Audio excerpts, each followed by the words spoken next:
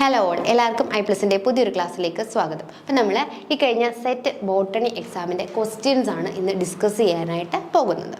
അപ്പം നമുക്ക് ആദ്യത്തെ ക്വസ്റ്റ്യൻസ് നോക്കാം അല്ലേ. The volatile organic compound capable of priming plants in a field of pathogen or herbivore attack.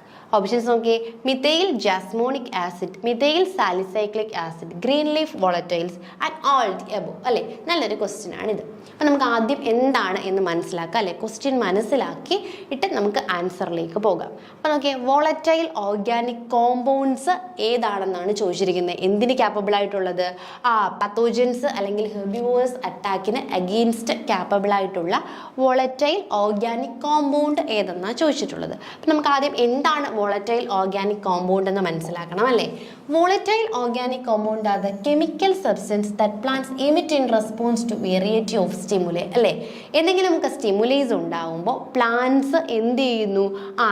Emit ചെയ്യുന്ന കെമിക്കൽ സബ്സ്റ്റൻസുകളെയാണ് നമ്മൾ എന്തെന്ന് വിളിക്കുന്നത്? വോളറ്റൈൽ ഓർഗാനിക് കോമ്പൗണ്ടുകൾ എന്ന് വിളിക്കുന്നത്. അപ്പോൾ ആ സ്റ്റിമുലൈ എന്ന് പറയുന്നത് എന്തായിരിക്കാം? ചിലപ്പോൾ ബയോട്ടിക് ആയിരിക്കാം, അല്ലെങ്കിൽ എന്തെങ്കിലും അബയോട്ടിക് ഫാക്ടേഴ്സിന് ഇതായിട്ടായിരിക്കാം എന്ത് ചെയ്യുന്നത്? പ്രൊഡ്യൂസ് ചെയ്യുന്നത്. ഇനി volatile organic compounds are crucial component of plants phenotype and play a role in many ecological functions അല്ലേ. അപ്പം ഇതിന് എന്തുണ്ട്? കുറേ അധികം റോൾസ് ഉണ്ടല്ലേ പ്ലാന്റ്സിൽ. അതുപോലെ തന്നെ പ്ലാന്റ്സിൻ്റെ ഫിനോടൈപ്പിൽ, അതുപോലെ തന്നെ എക്കോളജിക്കൽ ഫങ്ഷൻസിനും ഒക്കെ ആര് സഹായിക്കുന്നുണ്ട്? ഈ വോളറ്റൈൽ ഓർഗാനിക് കോമ്പൗണ്ട്സ് സഹായിക്കുന്നുണ്ട്. എന്താ വോളറ്റൈൽ ഓർഗാനിക് കോമ്പൗണ്ട്സ് എന്ന് പറഞ്ഞു കഴിഞ്ഞാൽ കെമിക്കൽ സബ്സ്റ്റൻസുകളാണല്ലേ. പ്ലാന്റ്സ് ബയോട്ടിക് അല്ലെങ്കിൽ അബയോട്ടിക് ഫാക്ടേഴ്സുമായിട്ട് നോക്കിയിട്ട് എന്ത് ചെയ്യുന്നു? അതിൻ്റെ സ്റ്റിമുലയിൽ പ്രൊഡ്യൂസ് ചെയ്യുന്ന അല്ലെങ്കിൽ എമിറ്റ് ചെയ്യുന്ന കെമിക്കൽ സബ്സ്റ്റൻസുകളെയാണ് നമ്മൾ വോളറ്റൈൽ കോമ്പൗണ്ടുകൾ എന്ന് പറയുന്നത്. ഈ വോളറ്റൈൽ കോമ്പൗണ്ട്സിൻ്റെ ഫങ്ഷൻസ് ആണ് കേട്ടോ. പൊളിനേറ്റർ അട്രാക്ടർ ആയിട്ടല്ലേ. Floral volatile compounds are often involve in attracting pollinators. അപ്പോൾ പൊളിനേഷൻ നടക്കണമെങ്കിൽ പൊളിനേറ്റേഴ്സിനെ അട്രാക്ട് ചെയ്യണം അല്ലേ. അതിന് വേണ്ടിയിട്ടുള്ളതാണ് എന്തെന്ന് പറയുന്നത്? Floral volatile organic compounds. Then plant to plant കമ്മ്യൂണിക്കേഷൻസിന് വേണ്ടിയിട്ടുണ്ട് അല്ലേ. അങ്ങനെയുള്ളത് എന്ത് ചെയ്യുന്നു? Can help plants interact with each other. Plants തമ്മിലുള്ള ആ ഒരു കമ്മ്യൂണിക്കേഷൻസിന് വേണ്ടിയിട്ടുണ്ട്. നെക്സ്റ്റ് നോക്കിയേ, ഡിഫൻസ് അഗെയിൻസ്റ്റ് പ്രിഡേറ്റേഴ്സ്. പ്രിഡേറ്റേഴ്സിന് അഗെയിൻസ്റ്റ് ആയിട്ട് ഡിഫൻസ് ക്രിയേറ്റ് ചെയ്യാൻ വേണ്ടിയിട്ടും ഉണ്ട്. ഇനി indirect plant defence against insect അല്ലേ. ഇൻസെക്റ്റുകൾക്ക് അഗെയിൻസ്റ്റ് ആയിട്ടുള്ള ഡിഫൻസ് വയ്ക്കാൻ വേണ്ടിയിട്ട് thermotolerance and environmental stress adaptation അല്ലേ. Volatile compounds can help plant to adapt environmental stress. അപ്പോൾ ഇതൊക്കെയാണ് വോളറ്റൈൽ കോമ്പൗണ്ടുകളുടെ ഫംഗ്ഷൻ എന്ന് പറയുന്നത്. ഇപ്പോൾ ക്ലിയർ ആയോ? വോളറ്റൈൽ കോമ്പൗണ്ട്സ് എന്ന് പറഞ്ഞു കഴിഞ്ഞാൽ പ്ലാന്റ്സ് പ്രൊഡ്യൂസ് ചെയ്യുന്ന കെമിക്കൽ സബ്സ്റ്റൻസുകളാണ് അല്ലേ. എന്തെങ്കിലും ഒരു സ്റ്റിമുലൈ ഉണ്ടായിട്ട് പ്ലാന്റ്സ് പ്രൊഡ്യൂസ് ചെയ്യുന്ന കെമിക്കൽ സബ്സ്റ്റൻസുകളെയാണ് നമ്മൾ വോളറ്റൈൽ കോമ്പൗണ്ട് എന്ന് പറയുന്നത്. അപ്പോൾ ഈ വോളറ്റൈൽ കോമ്പൗണ്ട്സിൻ്റെ ഫംഗ്ഷൻ എന്ന് പറഞ്ഞാൽ പൊളിനേറ്റർ അട്രാക്ടറായിട്ട് ആക്ട് ചെയ്യുന്നുണ്ട്, പ്ലാന്റ് ടു പ്ലാന്റ് കമ്മ്യൂണിക്കേഷന് സഹായിക്കുന്നു, ഡിഫൻസ് പ്രെഡേറ്റേഴ്സിനും അതുപോലെ തന്നെ ഇൻസെക്റ്റിനും ഹെർബിവോഴ്സിനും ഒക്കെ എഗെയിൻസ്റ്റ് ആയിട്ടുള്ള എന്ത് ചെയ്യുന്നു? ആ ഒരു ഇൻഡയറക്റ്റ് ആയിട്ടുള്ള ഡിഫൻസ് പ്രൊവൈഡ് ചെയ്യുന്നുണ്ട്. അതുപോലെ തന്നെ എൻവയോൺമെൻറ്റൽ അല്ലെങ്കിൽ എന്താണ് സ്ട്രെസ് അഡാപ്റ്റേഷൻ പ്രൊവൈഡ് ചെയ്യുന്നുണ്ട്. അതുപോലെ തന്നെ green leaf volatiles are a group of organic compounds that plant release when the tissues are damaged അല്ലേ. അപ്പം നമുക്ക് ഇനി ഓരോരോ വോളറ്റൈൽ കോമ്പൗണ്ട്സ് പഠിക്കാം. അതിൽ മെയിനാണ് എന്ത്? ഗ്രീൻ ലീഫ് വോളറ്റൈൽസ് അല്ലേ. ഇവ എന്തിനു വേണ്ടിയാണ് സഹായിക്കുന്നതെന്ന് ചോദിച്ചു കഴിഞ്ഞാൽ പ്ലാന്റ്സിൻ്റെ ഏതെങ്കിലും പാർട്സ് ഒക്കെ ഡാമേജ്ഡ് ആവും അല്ലേ. എന്തെങ്കിലും ഇഞ്ചുറീസ് ഒക്കെ സംഭവിച്ച് പ്ലാന്റ്സിൻ്റെ ഏതെങ്കിലും ഒരു പാർട്ട് എന്താവുന്നു? ഡാമേജ്ഡ് ആവുന്ന സമയത്താണ് എന്ത് യൂസ് ചെയ്യാറുള്ളത്? നമ്മൾ ഈ ഒരു green leaf volatile organic compounds use ചെയ്യുന്നത്. അതുപോലെ മിഥൈൽ സാലിസിലേറ്റ് ഉണ്ട് അല്ലേ. അതെന്താണ്? ഒരു വോളറ്റൈൽ കോമ്പൗണ്ട് ആണ്. Synthesis of which take place via salicylic acid pathway in plants. Methyl salicylate is a volatile compound that can help plants to defend themselves against pathogen herbivores particularly aphids അല്ലേ. അപ്പോൾ എന്താ അവിടെ പറഞ്ഞിരിക്കുന്നത്? Green leaf volatile എന്ന് പറയുന്നത് പ്ലാന്റ്സിൽ എന്തെങ്കിലും ഡാമേജുകളോ മറ്റോ ഒക്കെ ഉണ്ടാവുമ്പോൾ പ്രൊഡ്യൂസ് ചെയ്യുന്ന ടൈപ്പാണ് അല്ലേ. അതുപോലെ തന്നെ മിഥൈൽ സാലിസിലേറ്റ് എന്ന് പറയുന്നതോ ഇത് നമ്മുടെ സാലിസിലിക് ആസിഡ് പാത്വേയുടെ ഭാഗമായിട്ട് പ്രൊഡ്യൂസ് ചെയ്യുന്നതാണ്. പ്ലാന്റ്സിൽ എന്ത് കൊടുക്കുന്നു? ഡിഫൻസ് പ്രൊവൈഡ് ചെയ്യുന്നത് ഈ മിഥൈൽ സാലിസിലേറ്റിന് പങ്കുണ്ട്. ഇനി മിഥൈൽ ജാസ്മോനേറ്റ് ഉണ്ടല്ലേ, is a derivative of jasmonic acid, a lipid based signalling compound that play a crucial role in the plant defence response. Plant produce methyl jasmonate in response to biotic and abiotic stress അല്ലേ. അപ്പോൾ പ്ലാന്റ്സിൽ biotic abiotic സ്ട്രെസ്സിൻ്റെ ഒക്കെ ഫലമായിട്ടാണ് ഈ methyl ജാസ്മോനേറ്റ് produce ചെയ്യുന്നത്. അപ്പോൾ ഇതൊക്കെയാണ് പ്ലാന്റ്സിലെ main volatile കോമ്പൗണ്ട്സുകൾ എന്ന് പറയുന്നത്. അപ്പോൾ നമ്മുടെ ക്വസ്റ്റ്യൻസിലേക്ക് വന്നേ. The volatile organic compounds capable of priming plants in a field of pathogen or herbivore attack അല്ലേ. പത്തോജൻ അല്ലെങ്കിൽ ഹെർബിവോർ അറ്റാക്കിന് വേണ്ടിയിട്ട് പ്ലാന്റ്സിനെ സഹായിക്കുന്നത് ഏത് വോളറ്റൈൽ കോമ്പൗണ്ട്സ് ആണെന്നാണ് ചോദിച്ചിട്ടുള്ളത്. ഇവയെല്ലാം എന്ത് ചെയ്യുന്നുണ്ട്? ആ പ്ലാന്റ്സിനെ സഹായിക്കുന്നുണ്ട്. Correct answer option D, all the above ആണ്. ക്ലിയർ ആയില്ലേ? മിഥൈൽ ജാസ്മോണിക് ആസിഡ് സഹായിക്കുന്നു, methyl salicylic acid, green leaf വോളറ്റൈൽസ് അല്ലേ. ഇവയൊക്കെ എന്താണ്? ആ വോളറ്റൈൽ ഓർഗാനിക് കോമ്പൗണ്ട്സ് ആണ്. പ്ലാന്റ്സിനെ എന്തിന് ക്യാപ്പബിൾ ആക്കുന്നു? പത്തോജൻ ഹെർബിവോർ അറ്റാക്കിന് അഗെയിൻസ്റ്റ് ആയിട്ട് ക്യാപ്പബിൾ ആക്കുന്ന ആൾക്കാരാണ്. Next, which among the following is bird nest fungus അല്ലേ. ഫംഗസുകളിൽ ബേർഡ് നെസ്റ്റ് ഫംഗസ് എന്നറിയപ്പെടുന്നത് ആരെന്നാ ചോദിച്ചിട്ടുള്ളത്? സയാത്തസ് അല്ലേ, ജിയാസ്ട്രം, മൂച്ചല്ല, ഓറിക്കുലേറിയ. ഇവയിൽ ആരാണ് ഈ ഒരു പേരിട്ട് അല്ലെ ബേർഡ്സ് നെസ്റ്റ് ഫംഗസ് എന്ന ആ ഒരു ചെല്ല പേരിൽ അറിയപ്പെടുന്നത് എന്നാണ് നമ്മുടെ ക്വസ്റ്റ്യൻ. നമുക്ക് നോക്കാം. Bird's nest fungi are known as Cyathus അല്ലെ. സയാത്തസിനെയാണ് നമ്മൾ എന്തെന്ന് വിളിക്കുന്നത്? ബേർഡ്സ് നെസ്റ്റ് ഫഞ്ചി എന്ന് വിളിക്കുന്നത്. അതിൻ്റെ ആ ഒരു ഷേപ്പ് കാരണമാണ് നമ്മൾ ആ ബേർഡ്സ് നെസ്റ്റ് ഫഞ്ചി അല്ലെ, ആ ഒരു പക്ഷികളുടെ കൂട് അല്ലെ കിളിക്കൂട് പോലെ ഉള്ളത് കൊണ്ടാണ് നമ്മൾ അവയെ ബേർഡ്സ് നെസ്റ്റ് ഫഞ്ചി എന്ന് വിളിക്കുന്നത്. Nidulariaceae is a family of fungi.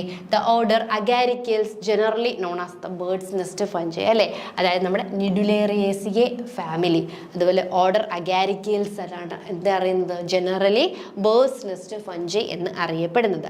They are the group of organism which are named for their similarity അല്ലേ.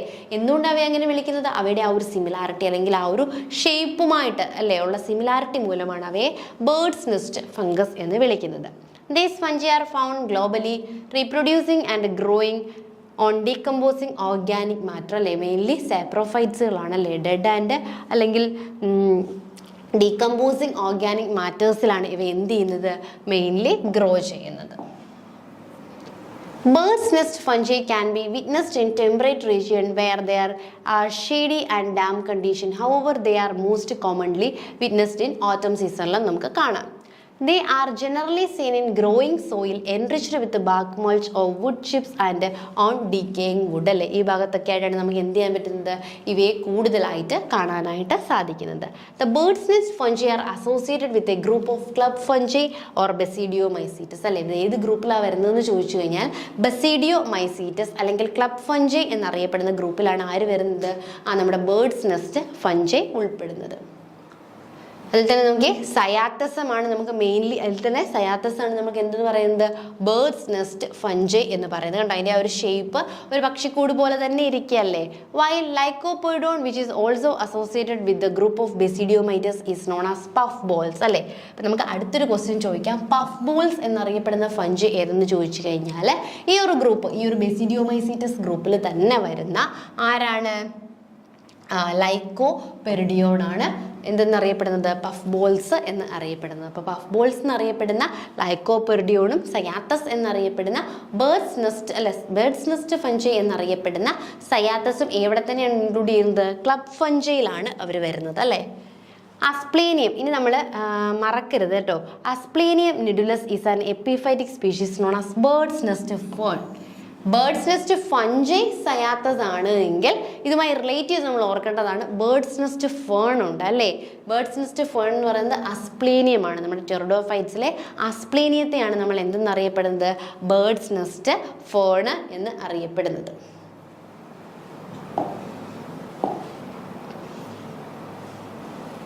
അപ്പം നമ്മുടെ ക്വസ്റ്റ്യൻ നോക്കിയേ. Which among the following is bird's nest fungus? ബസിഡിയോമൈസീറ്റസിൽ ഉൾപ്പെടുന്ന അല്ലേ ആര്? സയാത്തസ് ആണ് അല്ലേ. സയാത്തസ് ആണ് നമ്മുടെ ബേർഡ്സ് നെസ്റ്റ് ഫംഗസ് എന്നറിയപ്പെടുന്നത്. ഇനി ബേർഡ്സ് നെസ്റ്റ് ഫേൺ ചോദിക്കുകയാണെങ്കിൽ അത് അസ്പ്ലേനിയമാണ്. ഇനി നമുക്ക് മൂന്നാമത്തെ ക്വസ്റ്റ്യൻ നോക്കാം. Identify the species given below which display multiple fruits അല്ലേ. മൾട്ടിപ്പിൾ ഫ്രൂട്ട്സ് ഉള്ളവ. Strawberries, pineapple, mulberry, raspberries. അപ്പോൾ ഈ ക്വസ്റ്റ്യനിലേക്ക് പോകുന്നതിന് മുമ്പ് പലർക്കും കൺഫ്യൂഷൻ കാണുമല്ലേ, എന്താണ് മൾട്ടിപ്പിൾ ഫ്രൂട്ട് എന്നുള്ളത്. അപ്പോൾ നമുക്ക് ആദ്യം അവിടെ നിന്ന് തുടങ്ങാം. Multiple fruits. ഓക്കെ, ഇതിൻ്റെ ഓപ്ഷൻസ് ആണ് 1 and 2 only, 2 and 3 only, 1 and 4 only, 1, 2 and 3 only.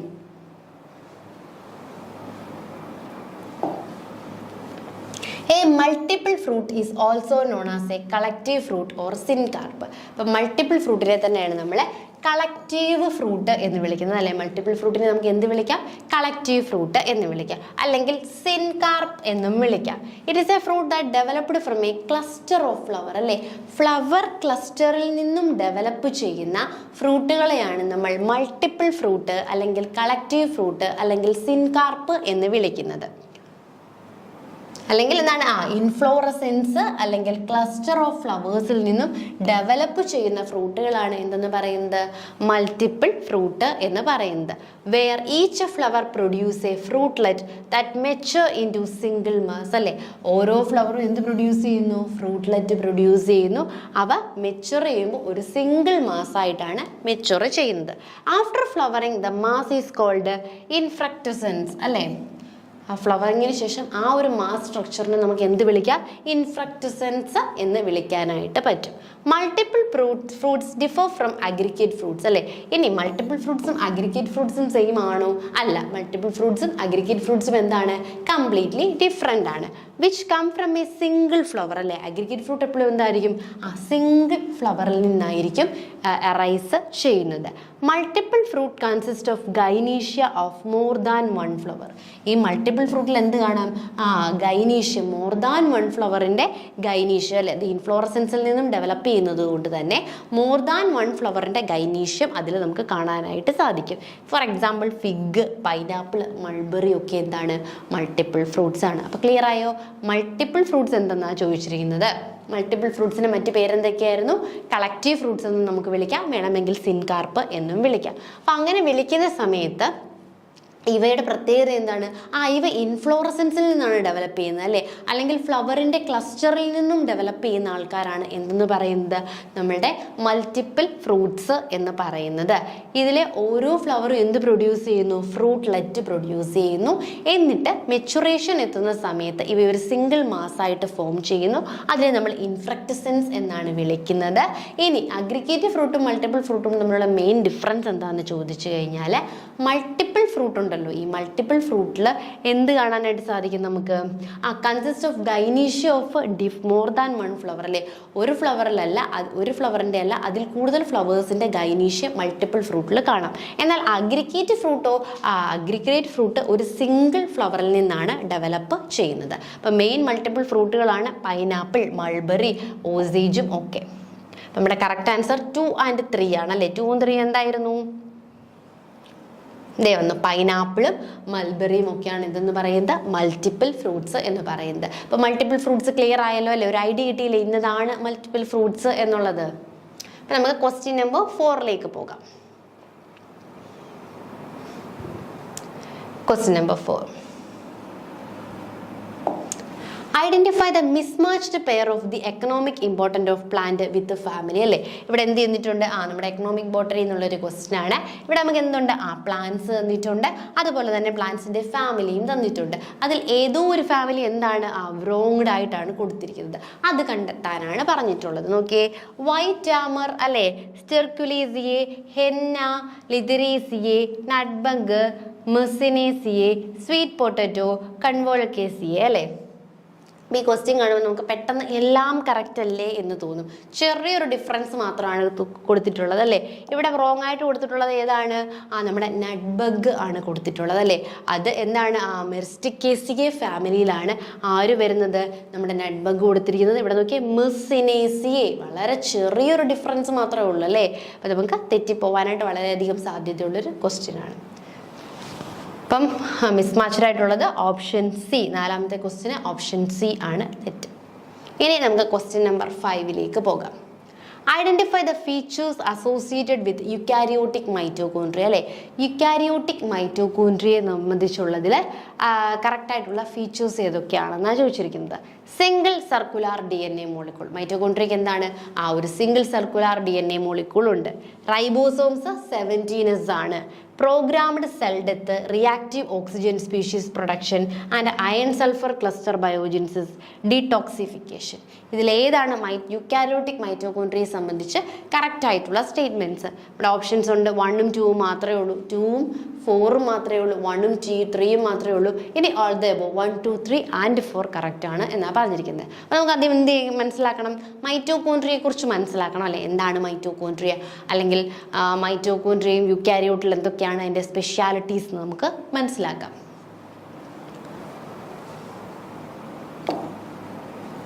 Mitochondria are organelles present only in eukaryotic animals അല്ലേ?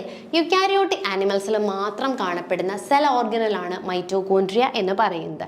ഇറ്റ് ഈസ് ഡബിൾ മെമ്പറൈൻ അല്ലേ? ഇതിന്റെ പ്രത്യേകത എന്താണ്? ആ ഡബിൾ മെമ്പറൈൻ ഓർഗനലാണ് എന്നെന്ന് പറയുന്നത് നമ്മുടെ മൈറ്റോകോൺട്രിയ എന്ന് പറയുന്നത്.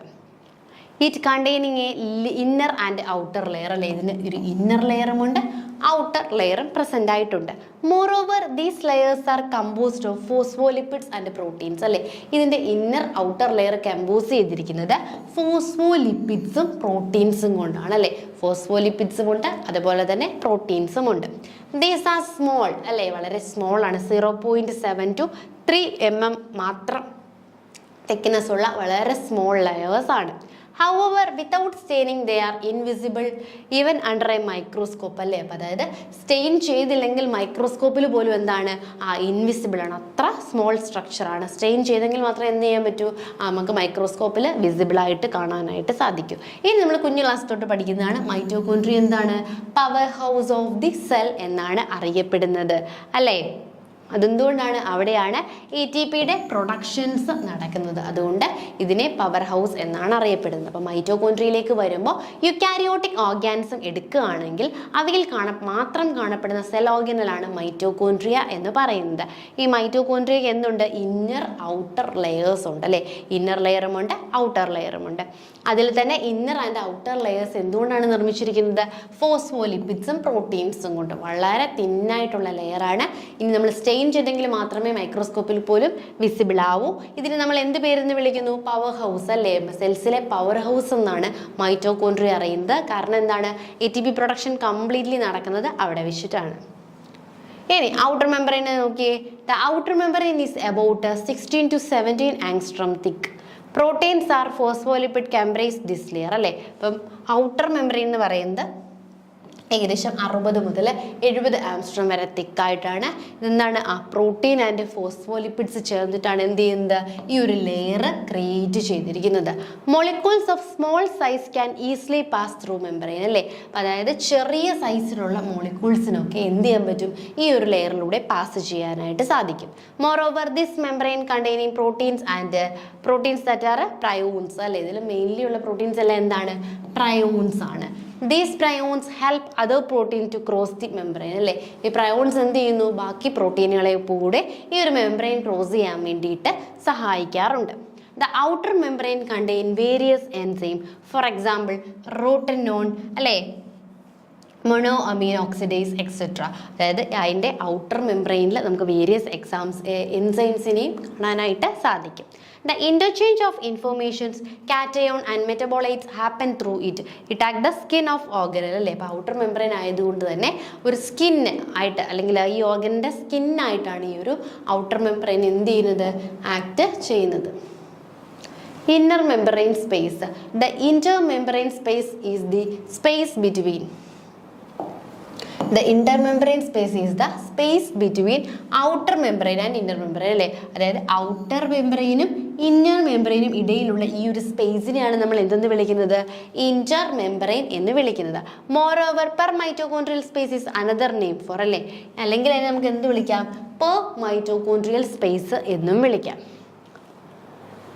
Suddenly the protein cytochrome is restricted to intermembrane spaces അല്ലേ? അപ്പോൾ ഈ intermembrane spacesലേക്ക് ആരൊക്കെ റെസ്ട്രിക്റ്റഡ് ആണ്? പ്രോട്ടീൻസിനെയും സൈറ്റോക്രോംസിനെയും ഒന്നും നമ്മൾ എന്ത് ചെയ്യില്ല? എൻറ്റർ ചെയ്ത് വിടുകയില്ല. നമ്മൾ ജസ്റ്റ് മൈറ്റോകോൺട്രിയെ കുറിച്ചൊന്ന് മനസ്സിലാക്കുകയാണ് കേട്ടോ. മൈറ്റോകോൺട്രിയെ കുറിച്ചുള്ളൊരു ക്വസ്റ്റ്യൻ വരുമ്പോൾ മൈറ്റോകോൺട്രി മനസ്സിലാക്കാതെ നമുക്ക് എന്ത് ചെയ്യാൻ പറ്റില്ല, അതിന് ആൻസർ ചെയ്യാനായിട്ട് സാധിക്കില്ല. സോ നമുക്ക് ഇന്നർ മെംബ്രെയിനിലേക്ക് പോകാം. This layer consist of protein are responsible for electron transport chain അല്ലേ. അപ്പം ഈ ഒരു ഇന്നർ മെംബ്രെയിനിലാണ് എന്തിരിക്കുന്നത്, ധാരാളം പ്രോട്ടീൻസ് ഉണ്ട്. നമ്മുടെ ഇലക്ട്രോൺ ട്രാൻസ്പോർട്ട് സിസ്റ്റത്തിന് റെസ്പോൺസിബിൾ ആയിട്ടുള്ള പ്രോട്ടീൻസ് ആണ് ഇവിടെ ഉള്ളത്. അതുപോലെ തന്നെ ATPയുടെ സിന്തസിസ് നടക്കുന്നത് എവിടെയാണ്, ഈ inner മെംബ്രെയിനിലാണ്. It has a high ratio of protein to phospholipids. Moreover, a phospholipid cardiolipin is present in a rich amount അല്ലേ. The inner membrane is not permeable for many protein because it does not have prions. ഇപ്പോൾ outer മെമ്പറിൽ നമ്മൾ പറഞ്ഞു prions ഉള്ളത് കൊണ്ട് തന്നെ എന്ത് ചെയ്യുന്നു, ബാക്കി പ്രോട്ടീൻസിനൂടെ അത് അലൗ ചെയ്യുന്നു. എന്നാൽ ഇവിടെ എന്തില്ല, പ്രയോൺസ് ഇല്ലാത്തത് കൊണ്ട് തന്നെ ഇന്നർ മെമ്പറിൻ എന്തല്ല, നോട്ട് പെർമിയബിൾ അല്ലേ. മെനി മെമ്പറൈൻസിന് നോട്ട് പെർമിയബിൾ ആണ്. The cardiolipin help in making the membrane less permeable. In addition, for entering and exit of the membrane, special transport mediums are used. Most importantly, almost all the ATP productions occur ചെയ്യുന്നത് എവിടെയാണ്, ഈ ഒരു inner മെംബ്രെയിനിലാണ്. ഇനി നോക്കിയേ Christia അല്ലേ. The inner membrane comprises many ഫോൾഡുകൾ. ഇപ്പം നമ്മുടെ inner മെംബ്രെയിനിൽ നമുക്ക് മെനി ഇങ്ങനെ ഫോൾഡഡ് ആയിട്ടുള്ള കുറച്ചധികം സ്ട്രക്ചേഴ്സ് കാണാനായിട്ട് സാധിക്കും അല്ലേ. ക്രൈസ്റ്റേനോ ഒക്കെ നമ്മൾ പ്രൊനൗൺസ് ചെയ്യാം. These floats increase the surface area. ഇത് എന്തിനു സഹായിക്കുന്നു, ഇവിടെ ഇന്നർ മെംബ്രെയിനിലാണ് ATP സിന്തസിസ് നടക്കുന്നത്. സോ ഈ ATP സിന്തസിസിലെ സർഫസ് ഏരിയ കൂട്ടാൻ വേണ്ടിയാണ് ഇത് സഹായിക്കുന്നത്. The cristae increase the surface area by 5 times as the outer membrane for reaction to occurs അല്ലേ. Cristae consists of F1 particle or oxysomes അല്ലേ. ഇതിൻ്റെ ഒക്കെ ഡീറ്റെയിൽഡ് ആയിട്ട് നമുക്ക് പഠിക്കാറുണ്ട്. ഞാനിപ്പോൾ ഈ ഒരു ക്വസ്റ്റ്യൻ ബേസ് ചെയ്ത് മാത്രമേ പറയുന്നുള്ളൂ. ഇവിടെയാണ് എന്ത് കാണുന്നത്, F1 പാർട്ടിക്കിൾസ് നമുക്ക് കാണാനായിട്ട് സാധിക്കുന്നത്. ഇനി നമുക്ക് matrix. The space enclosed with the inner membrane അല്ലേ. ഇന്നർ മെംബ്രെയിനിലെ ആ ഒരു സ്പേസിനെയാണ് നമുക്ക് എന്തെന്ന് വിളിക്കുന്നത്, മെട്രിക്സ് എന്ന് വിളിക്കുന്നത്. The matrix consist of 100 of enzymes അല്ലേ. മെട്രിക്സിൽ നമുക്ക് എന്ത് കാണാൻ സാധിക്കും, 100 ഓഫ് എൻസൈംസ് കാണാം. In addition in consist of tRNA, mitochondrial ribosomes and mitochondrial DNA. Mitochondria is a double membrane bound cell organ which is responsible for aerobic respiration. The inner compartment of mitochondria ആണ് നമ്മൾ എന്തെന്ന് വിളിക്കുന്നത്, matrix എന്ന് വിളിക്കുന്നത്. The matrix possess, ഈ മെട്രിക്സിലാണ് എന്ത് ഇരിക്കുന്നത്, ഒരു single circular DNA molecule present ആയിട്ടുള്ളത്. അതുപോലെ തന്നെ ഫ്യൂ RNA മോളിക്യൂൾസും 17S റൈബോസോമും എവിടെയുണ്ട്, ഈ ഒരു സ്റ്റേജിലുണ്ട്. അതാണ് പ്രോട്ടീൻ സിന്തസിസിന് വേണ്ടിയിട്ട് സഹായിക്കുന്നത്. അപ്പം നമ്മൾ മറന്നു പോകരുത്, നമ്മൾ ഇത്രയും മൈറ്റോകോൺട്രിയയുടെ കഥകളൊക്കെ പറഞ്ഞത് എന്തിനു വേണ്ടിയാണ്, ജസ്റ്റ് ഒന്ന് മനസ്സിലാക്കാൻ വേണ്ടിയാണ് അല്ലേ. മൈറ്റോകോൺട്രിയയുടെ സ്പെഷ്യാലിറ്റീസ് ഇതൊക്കെയാണ് എന്നുള്ളത്. അപ്പം നമ്മുടെ ക്വസ്റ്റ്യൻസ് നോക്കിയേ, സിംഗിൾ സർക്കുലാർ DNA മോളിക്യൂൾ ഉണ്ടോ മൈറ്റോകോൺട്രിയയിൽ, ഉണ്ടല്ലേ. റൈബോസോംസ് 70S ആണോ, അതെ. അതുപോലെ തന്നെ ഡീടോക്സിഫിക്കേഷൻ, ടോക്സിൻ റിമൂവൽ ഉണ്ടല്ലേ, മൈറ്റോകോൺട്രിയ ചെയ്യുന്നുണ്ട്. അതുപോലെ തന്നെ എന്താണ്, programmed cell death, reactive oxygen species production, iron sulphur cluster biogenesis, ഇതൊക്കെ എവിടെയാണ് നടക്കുന്നത്, നമ്മുടെ മൈറ്റോകോൺട്രിയയിൽ തന്നെയാണ് നടക്കുന്നത്. Next question number 6. In a honeybee population at Hartley-Weinberg equilibrium, allele frequency of A is equal 0.3, expected frequency of AA individual is ഒരു mathematic question ആണ് അല്ലേ.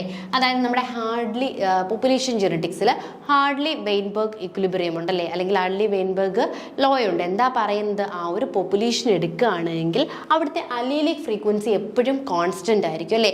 ഒരു എവല്യൂഷനും നടക്കില്ല, അവിടുത്തെ അലീലിക് ഫ്രീക്വൻസി എപ്പോഴും കോൺസ്റ്റന്റ് ആണെന്നാണ് ഹാർഡ്ലി വെയിൻബർഗ് പറഞ്ഞത്. അപ്പം അദ്ദേഹം പറയുന്നതനുസരിച്ച് ഫ്രീക്വൻസി ഓഫ് എയുടെ ഫ്രീക്വൻസി 0.3 ആണ്. അങ്ങനെയാണെങ്കിൽ AA ഇൻഡിവിജ്വലിൻ്റെ ഫ്രീക്വൻസി കണ്ടുപിടിക്കാനാണ് ചോദിച്ചിട്ടുള്ളത്. 0.18, 0.63, 0.42, 0.21. അപ്പം നോക്കിയേ, mathematical equation was given by Hartley-Weinberg.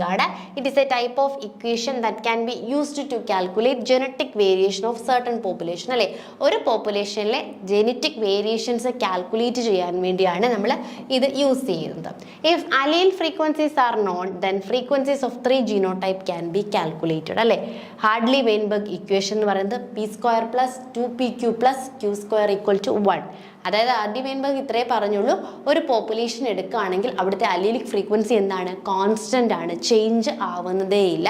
അലീലിക് frequencies constant ആയിരിക്കും എന്നാണ് പറഞ്ഞത്. അപ്പം അദ്ദേഹത്തിൻ്റെ ഇക്വേഷനും ഒന്ന് ഫോം ചെയ്തു അല്ലേ, P square 2pq q square. ഇതിൽ പി സ്ക്വയർ എന്ന് പറയുന്നത് ശ്രദ്ധിച്ചേ, പി സ്ക്വയർ എന്ന് പറയുന്നത് ഹോമോസൈഗസ് ഡോമിനൻ്റ് ആണ് എപ്പോഴും കേട്ടോ. പി സ്ക്വയർ എന്ന് പറയുന്നത് ഹോമോസൈഗസ് ഡോമിനൻറ്റിനെയാണ് റെപ്രസെൻറ്റ് ചെയ്യുന്നത്. ഇനി റെസസീവിനെയാണ് റെപ്രസെൻറ്റ് ചെയ്യേണ്ടതെങ്കിൽ അത് ക്യൂ സ്ക്വയർ ആണ്. എന്ത്? Homozygous recessive. ഇനി ഹെറ്ററോസൈഗസ് ഡോമിനൻ്റ് ആണ് 2pq എന്ന് പറയുന്നത്.